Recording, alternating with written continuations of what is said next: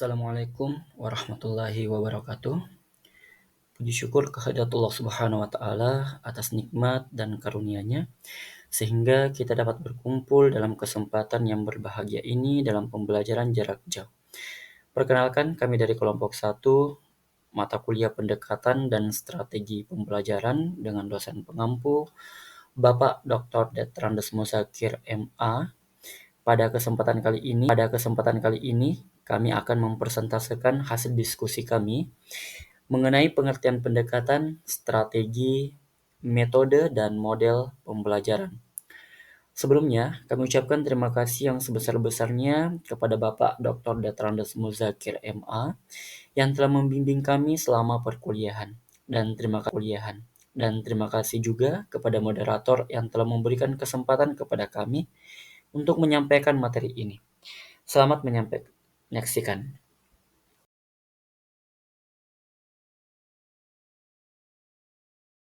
Baik, perkenalkan, saya Andi Farwansa bersama rekan saya Nurlina akan menyampaikan materi pengertian pendekatan dan strategi pembelajaran serta metode dan model pembelajaran.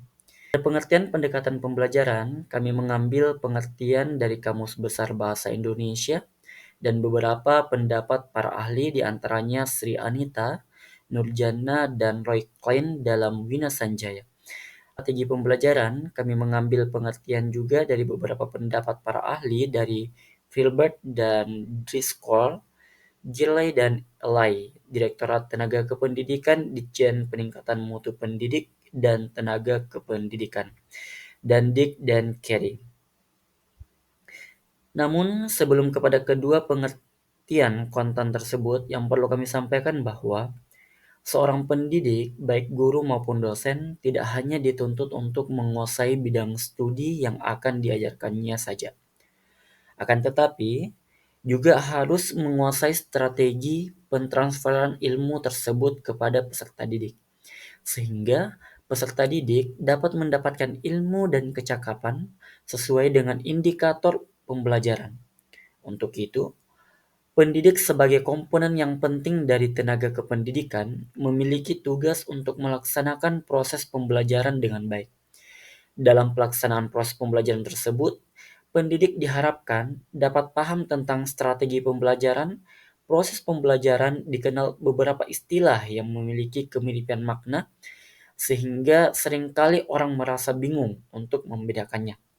Istilah-istilah tersebut adalah: pertama, pendekatan pembelajaran; kedua, strategi pembelajaran; ketiga, metode pembelajaran; keempat, model pembelajaran.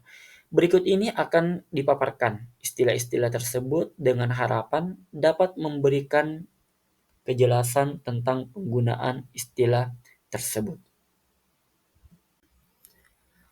Baik, pengertian pendekatan pembelajaran menurut Kamus Besar Bahasa Indonesia: pendekatan pembelajaran adalah proses, perbuatan, dan cara mendekati suatu sikap atau pandangan tentang sesuatu. Sementara, menurut Sri Anita, pendekatan pembelajaran adalah diibaratkan seorang yang memakai kacamata dengan warna tertentu di dalam memandang alam sekitar.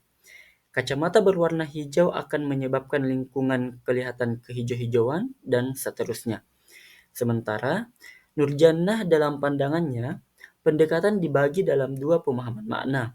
Yang pertama, pendekatan berarti memandang fenomena, budaya, dan sosial, dan pendekatan berarti disiplin ilmu. Adapun menurut Roy Klein dalam Wina Sanjaya, ada dua pendekatan dalam pembelajaran, yaitu pendekatan yang berpusat pada guru yang disebut juga dengan teacher-centered approaches, dan yang kedua adalah pendekatan yang berpusat pada siswa atau student-centered approach.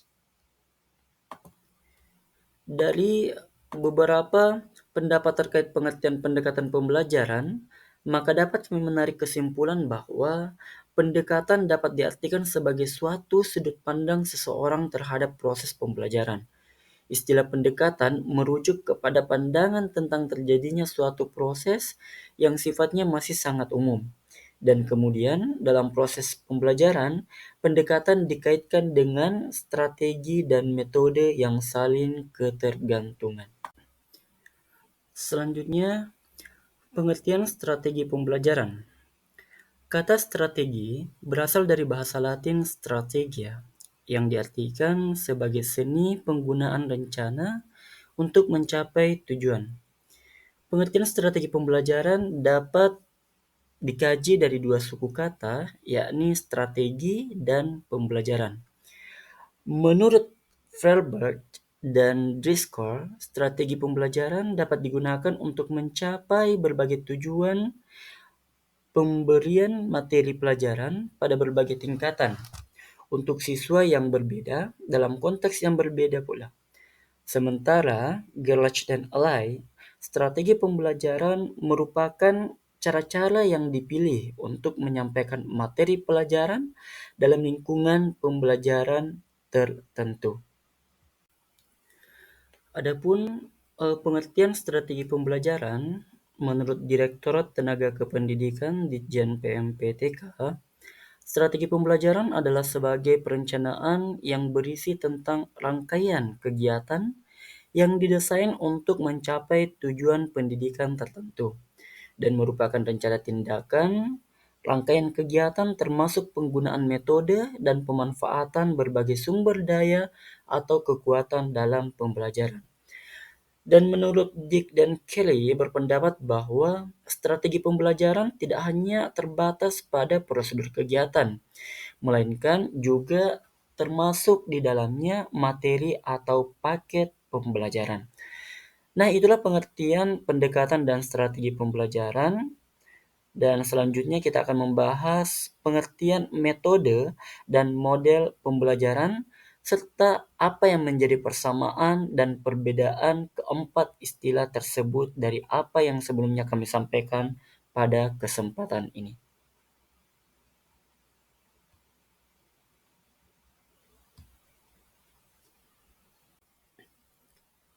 Pengertian metode pembelajaran, kami merujuk kepada pendapat Knowles dan Werner, sementara model pembelajaran kami merujuk kepada pendapat Bruce Joyce dan Marsha Weil, Dedi Supriyawan dan I. Benyamin Surasega.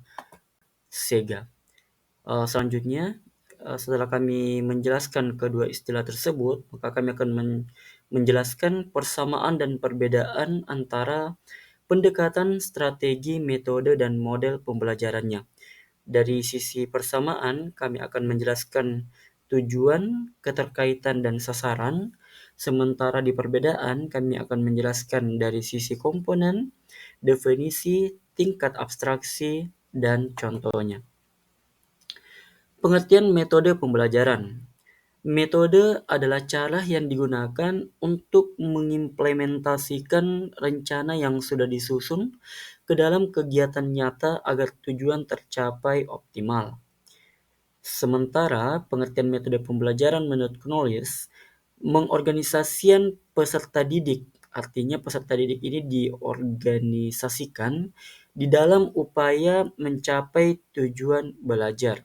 Sementara Werner berpendapat bahwasannya metode pembelajaran adalah mengklarifikasi metode ke dalam 3 kategori, yaitu individual methods atau metode pembelajaran perorangan, kemudian yang kedua adalah group methods atau metode pembelajaran kelompok, dan yang ketiga adalah community methods atau metode pembelajaran pembangunan masyarakat.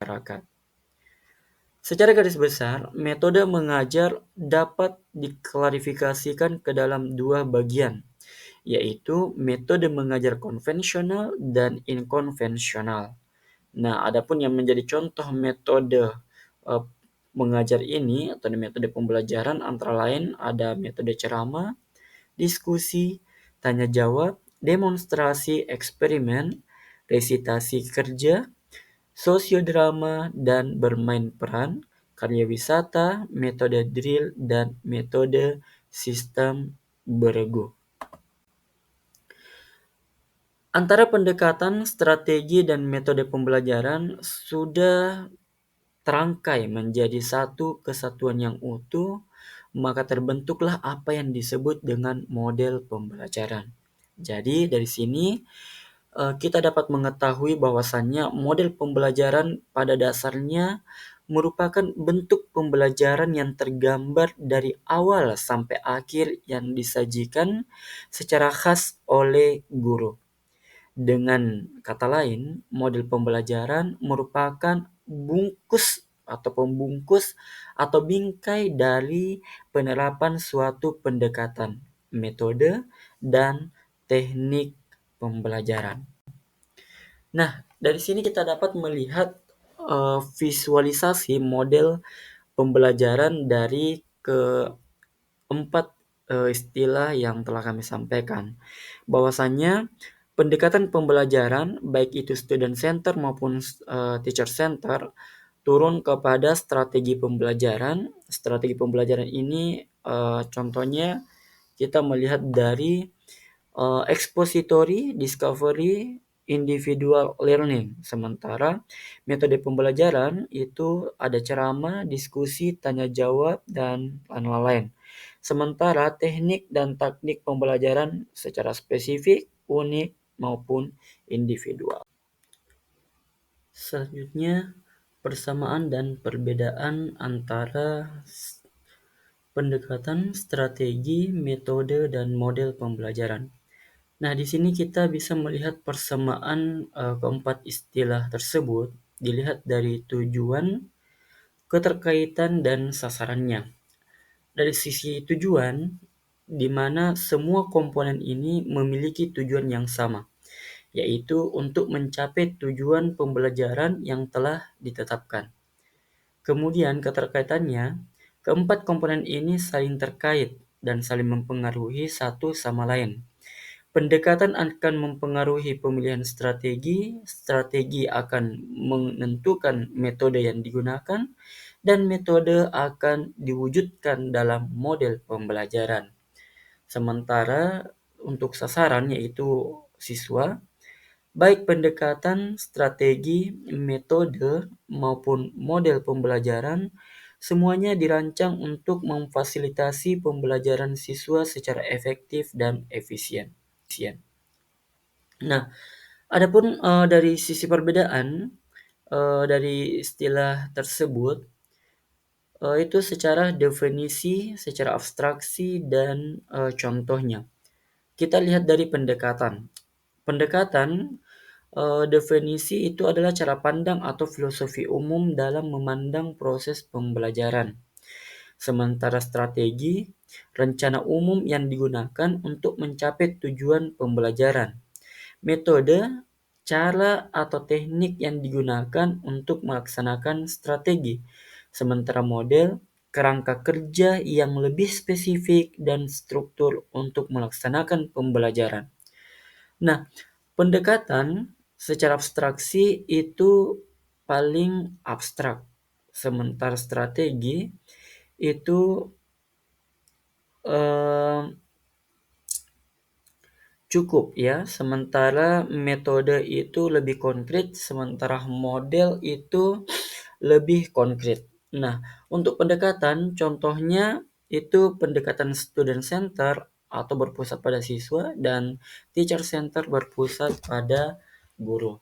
Sementara strategi, contohnya pembelajaran berbasis masalah atau problem based learning dan pembelajaran kooperatif dan beberapa strategi lainnya. Sementara metode itu ada beberapa contohnya ceramah, sosiodrama, dan lain-lain sesuai contoh yang sebelumnya kami paparkan. Sementara di metode itu contohnya model pembelajaran inquiry, model pembelajaran berbasis proyek, dan beberapa model pembelajaran lainnya. Nah, di sini setelah kita menjelaskan pengertian contoh persamaan dan perbedaan, maka untuk dapat melaksanakan tugasnya kita sebagai guru ya pada umumnya secara profesional, maka seorang guru dituntut dapat ya, memahami dan memiliki keterampilan yang memadai dalam mengembangkan berbagai model pembelajaran yang efektif, kreatif, dan menyenangkan, sebagaimana disyaratkan dalam kurikulum tingkat satuan pendidikan. Mungkin itu pemaparan dari kelompok kami, dan kami buka sesi tanya jawab dan diskusi dengan 3 orang penanya. Demikian pemaparan dari kami, lebih dan kurangnya mohon dimaafkan. Saya Andi Farwansa dan bersama rekan saya Nurlina undur diri dengan bersama-sama membaca doa kafaratul majelis. Subhanakallahumma bihamdik, asyhadu an la ilaha illa anta astaghfiruka wa atubu ilaik. Assalamualaikum warahmatullahi wabarakatuh.